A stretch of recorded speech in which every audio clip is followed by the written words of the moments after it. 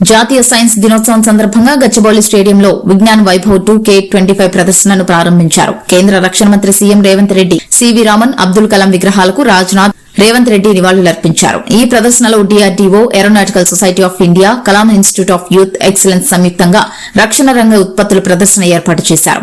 CM Revanth Reddy మాట్లాడుతూ ఇలాంటి వైజ్ఞానిక ఎగ్జిబిషన్ల ఏర్పాటుతో విద్యార్థులకు రక్షణ వ్యవస్థపై మరింత అవగాహన వస్తుందన్నారు.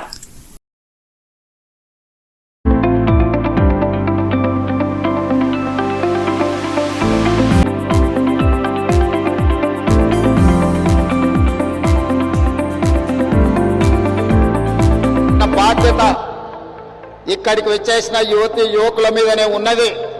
ఈ రోజు తెలంగాణ రాష్ట్రం ప్రత్యేకమైన సైన్స్ ఎగ్జిబిషన్ ఏర్పాటు చేయడం ద్వారా లక్షలాది మంది విద్యార్థులకు దేశభక్తి పట్ల